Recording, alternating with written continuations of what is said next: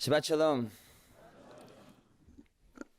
So for Jewish educators, there's a tip that we learn early and use often. When in doubt, quote Heschel. Right? And for good reason. Abraham Joshua Heschel was an extraordinary writer whose command of the English language was as precise as it was poetic. A fact even more remarkable, given that English was his fourth language. Heschel is endlessly quotable. He is the man who taught us, and I quote, that the Sabbath is the day we should try to become attuned to holiness in time, to shift our focus from the world of creation to the creation of the world. After marching with Dr. King in Selma, he famously remarked, when asked if he had found time to pray, I prayed with my feet. He reminded us that wonder rather than doubt is the root of knowledge, that our goal should be to live life in radical amazement, to get up in the morning and look at the world in a way that takes nothing for granted. And he cautioned that indifference to evil is more insidious than evil itself. You can understand why we turn to him again and again. One of my teachers, and a teacher to many of us here, Dr. Aryeh Cohen, who, by the way, is looking more and more like Heschel by the day, but more importantly, really, I mean this, models for us Heschel's call to live a life committed to social justice. He once shared a story about Heschel, which, frankly, even he admitted he's not sure if it's true or if it's apocrypha, but I'll tell it anyway. Apparently, Heschel wrote almost exclusively on 3x5 index cards. His books, essays, and speeches were essentially large stacks of index cards, which makes so much sense. His ideas are expressed in bite size, making for the perfectly condensed quotable teaching and helping to explain why sometimes it's totally unclear how Heschel gets from one idea to the next. If you're looking for clear, systematic thinking, organized and scaffolded, Heschel is tough sledding. So there's one particular essay in this story Dr. Cohen shared that the essay really made very little sense. And scholars were stumped how Heschel had gotten from one idea to the next, and were proposing different theories. Thank you, Matan. They were proposing different theories to try to make philosophical sense of the writing. Enter Heschel's typist, who admitted that unfortunately, on the way to her typewriter, she had dropped the stack of index cards. And while she did her best to put them back into the correct order, maybe some of them didn't land in the right spot. Okay, but the irony is, we tend to treat all of his writings this way, plucking out the paragraphs that most take our breath away. I heard Rabbi Shai Held say once in an interview that Heschel has been a victim of his own eloquence. He wrote so beautifully that people often treat him solely as a book of quotations. And a consequence of that is people rarely do the work of identifying and grappling with the deep structure of his thought, which at its core contains a theologically centered interpretation of Judaism and a still urgent critique of modernity. Even Heschel the activist, rightly celebrated for his work on behalf of the civil rights movement, for his impassioned resistance to American involvement in Vietnam, and his advocacy on behalf of Soviet Jewry, even in this regard, Heschel has been seen more as an icon than a thinker. And it's a shame, because his writing and activism are not just inspiring, they ought to be studied and wrestled with in the context of his understanding of Judaism and God. In fact, we might understand both his poeticism and activism that much better if we dig into his core beliefs. And thankfully, that was the motivation for Shai Held's brilliant book, The Call of Transcendence, on Heschel's thought, whose insights I hope to share with you this morning in honor of Abraham Joshua Heschel's 50th yahrtzeit this week on the 18th of Tevet. So Heschel is writing theology in the 1950s, when the predominant voices in progressive Jewish philosophy are touting an impersonal God, meaning, in their estimation, God is not a being that we have distinct relationship with.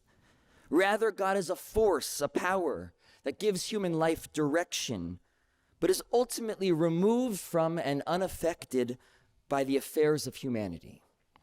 This idea goes all the way back to Maimonides, but Heschel stands fiercely opposed to it. In many ways, Heschel's writing is about rejecting the description of God as the unmoved mover, a God so far away we couldn't possibly know anything about God, so far away that God couldn't possibly know or care about us. Heschel bristles at all the talk of the concept of God, instead pleading with us to be in relationship with God. In 1967, Heschel was invited to address a conference of Catholic scholars on the topic of, quote, the God of Israel. On the way to the printer, the title of his lecture was instead printed as, quote, the Jewish notion of God. Heschel said, this change is extremely telling. Realism was replaced by notionalism. The God of Israel is a name, not a notion. A notion can be arrived at by abstraction and generalization. A name is learned through acquaintance. A notion is conceived. A name is called. Of course, to be in relationship, to learn through acquaintance, implies a strong sense of God's reality. And remarkably, despite his own life experience of escaping Poland just 6 weeks before the Nazi invasion, despite losing family and so much of the Hasidic world of his youth in the Shoah, Heschel didn't seem to doubt or need to prove God's existence or reality. He questioned God's silence and concealment, but he never stopped believing in God's presence in our world and what that can feel like and teach us. For Heschel, the God of Israel, yes.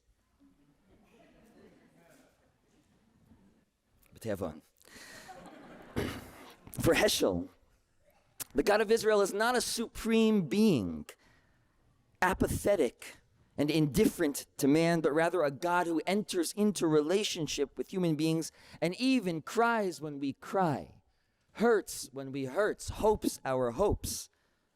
God's emotional life is bound to our own. We might say that at the core of his theological mission was the reaffirmation of the traditional words, Baruch Atah Adonai. Blessed are you, Adonai. God is the you I can love and be loved by, I can speak to and listen to, because you is the pronoun of relationship. Now, before going any further, let me say that teaching theology in a Jewish space is always complicated.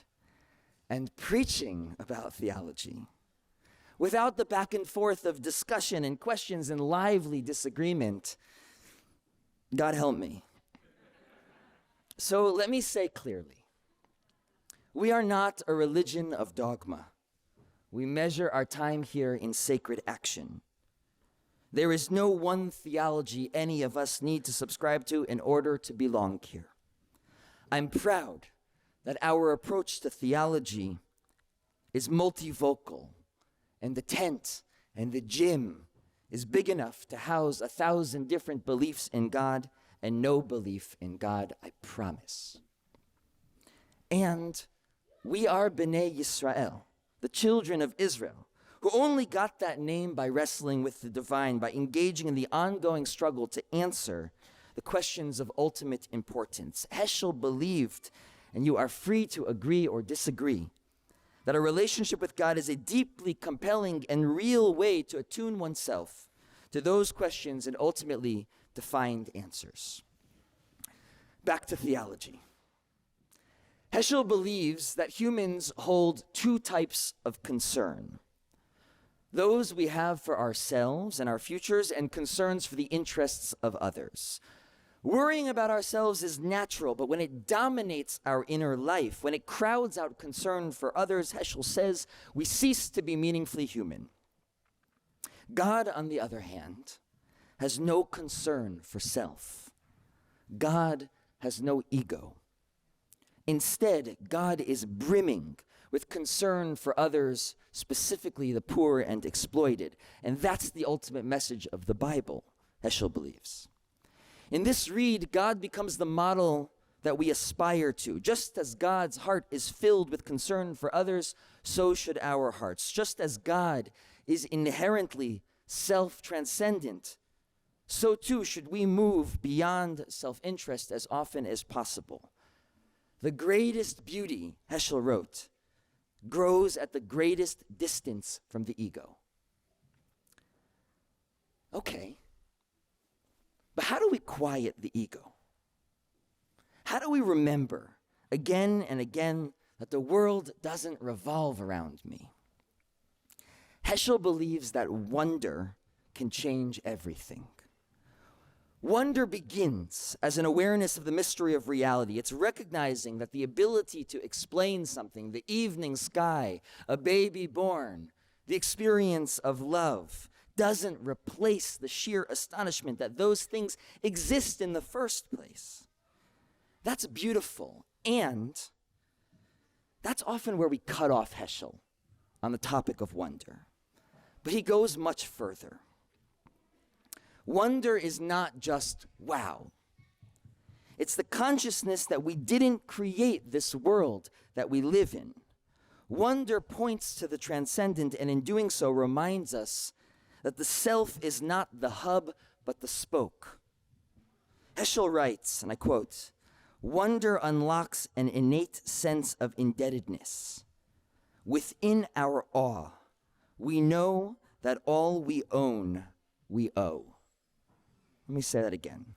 Within our awe, we know that all we own, we owe. If wonder reminds us that we are the recipients of a gift, the ultimate question then becomes apparent. What are we to do with this gift? More than wow, wonder is a state of our being asked. The intuition that something is asked of us. To take that seriously is to understand that at the deepest levels, life is not about claims I make so much as it is about responding to claims made upon me. A claim to fill our hearts with care for others like God does. A claim to move from the realm of exclusive self-concern to identifying with the brokenhearted and exploited. But here's the catch. God doesn't march in the streets or feed the hungry. God does not protest unjust wars or clothe the naked. God enters into covenantal relationship with human beings. And real relationship means shared power. Heschel wrote, "For the accomplishment of God's grand design, God waits for the help of man." Not only is redemption a necessity for humanity, but humanity is a necessity for redemption. As Shai Held remarks, at the heart of Heschel's theology is the paradoxical insistence that the creator of heaven and earth is also a profoundly vulnerable being, in search of us, yearning to be in partnership, but ultimately waiting for us to notice. So what we strive for then is a harmony of the soul with the concern of God, a soul fully awake to the consciousness of the eternal question God poses, will you join me? Shabbat Shalom.